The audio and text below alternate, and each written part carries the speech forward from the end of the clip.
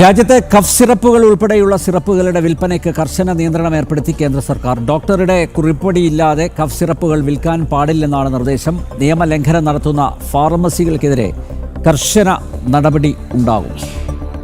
നന്ദഗോപൻ ചേരുന്നു ഡൽഹിയിൽ നിന്നും ഈ വാർത്തയുടെ വിശദാംശങ്ങളുമായി. നന്ദഗോപൻ, കേന്ദ്ര സർക്കാർ ഏത് സാഹചര്യത്തിലാണ് ഇങ്ങനെ ഒരു കടുത്ത നടപടിയിലേക്ക് കടന്നത്? ഈ കഫ് സിറപ്പുകളുടെ ദുരുപയോഗം നടക്കുന്നു എന്ന് ശ്രദ്ധയിൽപ്പെട്ടതിൻ്റെ അടിസ്ഥാനത്തിലാണോ ഈ നടപടി?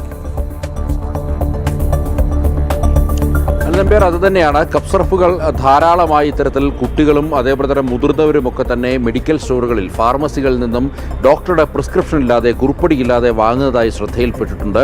ഇത്തരത്തിൽ ചെറിയ ചുമയോ ജലദോഷമോ വരുമ്പോൾ കഫ് സിറപ്പുകൾ വ്യാപകമായി വാങ്ങിച്ച് ഉപയോഗിക്കുന്നു. ഇത് വലിയ ഗുരുതരമായ ആരോഗ്യ പ്രശ്നങ്ങൾക്ക് വഴിതെളിക്കുന്നു എന്നുള്ളതാണ് പ്രധാനമായും ആരോഗ്യ മന്ത്രാലയം വിലയിരുത്തിയിരിക്കുന്നത്. ഇതിൻ്റെ പശ്ചാത്തലത്തിലാണ് മുഴുവൻ സിറപ്പുകളും, അത് പ്രത്യേകിച്ച് കഫ് സിറപ്പുകൾ ഡോക്ടറുടെ കുറിപ്പടിയില്ലാതെ നൽകരുത് എന്നുള്ള കർശന നിർദ്ദേശം നൽകിയിരിക്കുന്നത്. ഇതുമായി ബന്ധപ്പെട്ട് നിയമത്തിൽ ചില ഭേദഗതികളും കേന്ദ്ര ആരോഗ്യ മന്ത്രാലയം വരുത്തിയിട്ടുണ്ട്.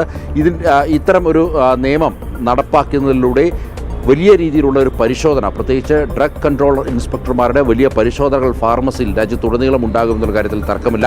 ഈ നിയമം ലംഘിക്കുന്നവർക്കെതിരെ കർശന നടപടിയാണ് ആരോഗ്യ മന്ത്രാലയം വിഭാവനം ചെയ്തിരിക്കുന്നത്. അതായത് ഫാർമസിയുടെ ലൈസൻസ് അടക്കം റദ്ദ് ചെയ്യുന്നതിനുള്ള കർശനമായ നടപടികൾ ഉണ്ടാകുമെന്നുള്ളതാണ് ആരോഗ്യ മന്ത്രാലയം പുതിയ നിയമത്തിൽ വ്യക്തമാക്കിയിരിക്കുന്നത്. ഇതിൻ്റെ പശ്ചാത്തലത്തിൽ രാജ്യത്തുടനീളം ഇത്തരത്തിൽ നിയമം കർശനമായി നടപ്പാക്കുവാൻ വേണ്ടി ഒരു നിർദ്ദേശം കേന്ദ്ര ആരോഗ്യ മന്ത്രാലയം നൽകിയിരിക്കുന്നു. നമ്പ്യാർ, രാജ്യത്ത് കഫ് സിറപ്പുകൾ ഉൾപ്പെടെയുള്ള സിറപ്പുകളുടെ വിൽപ്പനയ്ക്ക് കർശന നിയന്ത്രണം ഏർപ്പെടുത്തി കേന്ദ്ര സർക്കാർ. ഡോക്ടറുടെ കുറിപ്പടി ഇല്ലാതെ കഫ് സിറപ്പുകൾ വിൽക്കാൻ പാടില്ല എന്നാണ് നിർദ്ദേശം. നിയമലംഘനം നടത്തുന്ന ഫാർമസികൾക്കെതിരെ കർശന നടപടിയുണ്ടാകും.